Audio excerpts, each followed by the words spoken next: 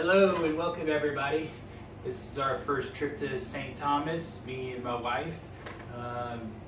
4-day trip, did lots, but right now we're going to talk about the food. So on Friday, we ate at Margaritaville and Rock City Tacos. Margaritaville, I'll give them a 4. The portions are nicely sized and the quality, both times we were there, was phenomenal. Rock City Tacos, the bowl of the taco was nice, the flavor was real good, everything was fresh, just the portion was on the smaller side. So then on Saturday, we had Sea and Sun, which is right outside of Margaritaville. You could walk through the seaweed area to get over there. I'm gonna give that a 4. Everything was fresh, the portions were large, and it was phenomenal as well. So then we had Margaritaville again, same thing, portions and quality was perfect. And then for dinner we had Hooked. I gave that perfect. It was flawless. A 5 on that. I had the seared yellowfin tuna with the pasta that it came with. Everything was just flawless. The taste, the portions, everything. Yesterday, which was Sunday, we had Tarpoon's Table. The location was nice, right there on the little harbor area. I only gave them a 3. The portions were good, but my steak was just highly under-seasoned. It lacked salt, everything. But it was cooked perfect. The portions were good. And then after leaving, or on St. John, after leaving those beaches over there, we just went up to the Windmill Bar. And that's basically what it is, a bar. So if you don't like live music and screaming at the person sitting next to you, I would not recommend. The prices were higher than most of the high-end restaurants that we went to, and the portions were tiny. So I'm only giving that restaurant a 2 bar. It gets a 2. The portions were super tiny, and they were about $8 more than what my seared yellowfin tuna was. So we backtracked, getting closer to the Cruz Ferry to come back to St. Thomas. And we stopped at the St. John's back bar, which is more, sushi style, poke type bowls. And I got the little box that they have for $28, and it was flawless. The amount of food that came with it, everything was super fresh. It gets another solid 5. So St. John's back bar, and if mosquitoes love you, you might want to spray up because they were attacking my ankles like crazy. So for the 4 days, 2 people eating basically 3 meals per day, it came out to about $330. Your average meal was $20-something a person.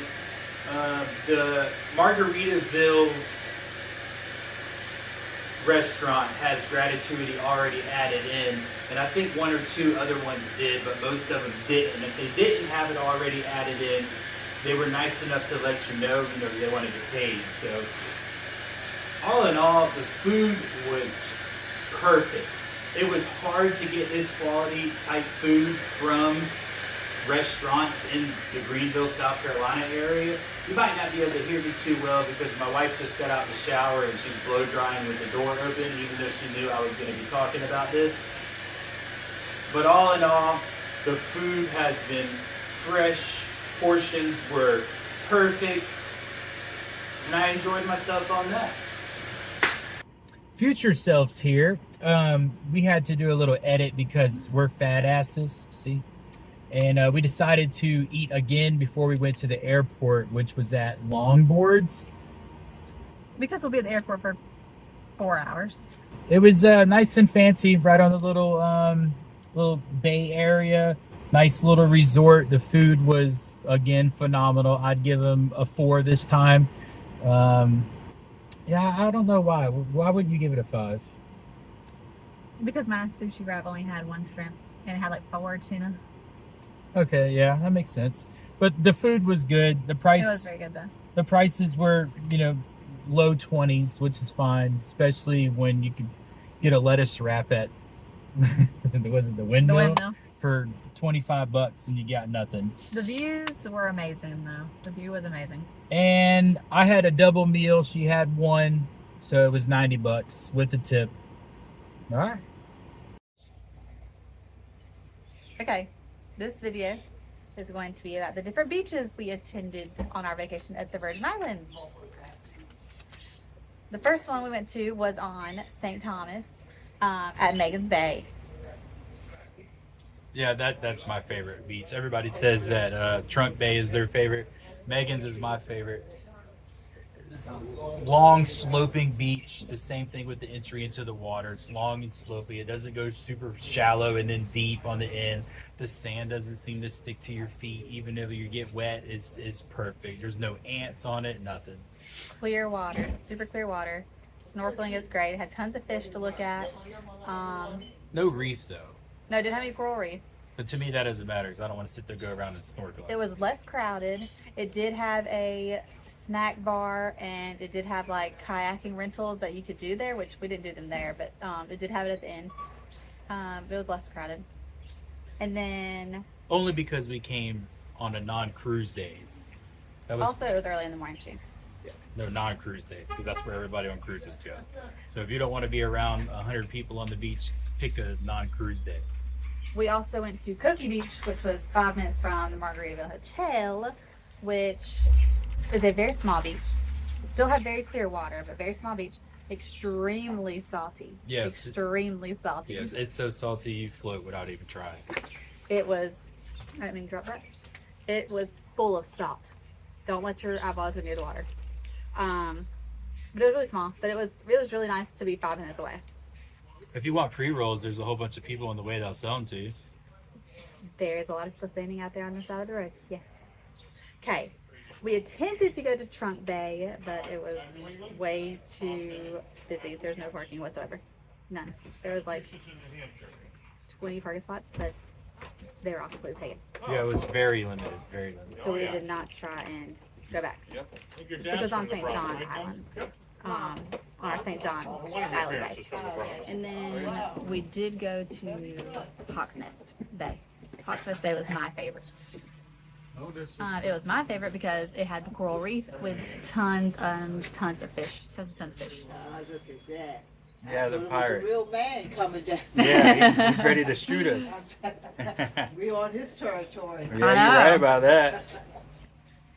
But yeah, so Hawksnest Bay was my favorite for the coral reef because I loved seeing all the different fishes and the sea urchins and just watching them in their natural habitats. And there was a bunch of different coral reefs around, so that was my favorite. It had. Tell them why you didn't like it. Just The deep slope. deep slope. I mean, as soon as you stepped in the sand on the edge of the water where it was breaking, it just dropped down like 3 foot where we were at. I didn't like it. The water was super clear though, It was very clear. and it had the little coral reef right there where you can just go around and do a little sightseeing of the fish Tons and of everything. sightseeing. But no, I didn't like it because of that. Although not all the areas had the clear, the deep slope. If you went further down, it was a different slope, but it was really rocky. So Yeah, but as you went down to that side, there was more people there, and it was so damn hot. You had to find as much shade as you could because we already had got burnt when we were at Coki and Megan's Bay. So with a little bit of sunblock on, we definitely had to stay in the shade. but it was perfect for sightseeing. So that was my favorite beach, and that is all for our beaches. What's up, everybody, again? Well, we made it home. As you can see, I'm in my garage, my little small gym that I got going on here because I didn't work out for a couple of years, but I digress. This will be about the transportation around the island, the car we rented, and then the ferry ride from St. Thomas to St. John. So getting off the plane, we went straight into budget because we didn't have a check-in bag. I had already paid for, which I thought with my credit card because I saw a hold. So my credit card was in the depths of my carry-on bag and I did not feel like going in there. So I just told him I would pay for the car with my debit card even though it already had a card on file, but they wanted a new card. And then found out there was a 25% extra charge. And then on top of that, they wouldn't match the price of the email that I got from Expedia saying that the car for roughly 5 days would be $250 as some promo that was going through my email, which was the reason why I booked the car for the whole time. So the total charge plus their 25% hold was $625. But I did get the 25% back, making the bill that I got this morning via email $430. And no, they would not negotiate with the Expedia price that I was supposed to pay of like $250, which was the reason why I got the car. So if you run into something like that before your trip, definitely not believe it, because they're not going to honor that price. So then we got the car. Oh, one of the things about using your debit card to pay for the car is that they don't accept you to fill up the car. I've never ran into these two little issues or hiccups of using a rental ever. So when you use your debit card, they fill the car up for you and you can't do it. That's part of their policy, which comes to find out they charge like $18 a gallon, which the price on the island was $4.99 to $5.25 a gallon. Wasn't bad. We got the Nissan Kicks. I didn't need to pay extra for a Jeep or anything. I'm not bougie or none of that. My wife hates Jeeps and we have a Bronco, so we went with the Kicks. Gas mileage is bad. Not bad. The gas mileage is good. We drove a lot every day, pretty much. We were constantly going from one store to one beach. We were just running nonstop. It only burnt like a half a tank. It was all-wheel drive, worked perfect for the switchbacks and everything. And actually, to me, it worked better than some of the Jeeps because I was behind them going up those tight switchbacks. And if they weren't in four-wheel drive, they were spinning, like, because you know how a rear end traction works. And with the all-wheel drive car, it just sent it where it needed to go, and we just went on. The only downside to the car was it was severely underpowered, and which probably don't matter to a lot of people, but you know, I'm 40, but on the younger side, and the locals there, if you don't know, if you're not running 40 in a 10, you were going way too slow for them. And after the second day, I was running around racing like I was a local. All right, so on Sunday, we took the ferry over to St. John. I booked the departure for 10:30 and the return for 5. That way I can give myself some leeway because it didn't have any times after 5:30. And I wanted to make sure that we would get on the ferry and, you know, go back to the island instead of sleeping in the car or whatnot. So all in all, it was about 4 hours of waiting ferry time, not including the ferry over to the island. It was almost 2 hours to load, and then it was almost again 2 hours to get back. It was kind of a cluster, if you know what I'm saying. Me and my wife determined that if we ever went back to St. Thomas, we would not ferry. To us, it wasn't worth it, and I don't even feel like the island was that busy. It was just, I don't know, the way it was operated, it was not a fun experience. Just sitting in your car waiting when it's 90 degrees outside. It just was not a fun experience. The almost 5 hours with travel time, well, actually a little bit over 5 hours with both travel times, just felt like we could have done a little bit more, even though we had hit, 4 or 5 beaches. Just wasn't worth it. And the ferry for that was $90 round trip. That's not bad at all, but just the time that it ate, during the day. That's all for the ferry part.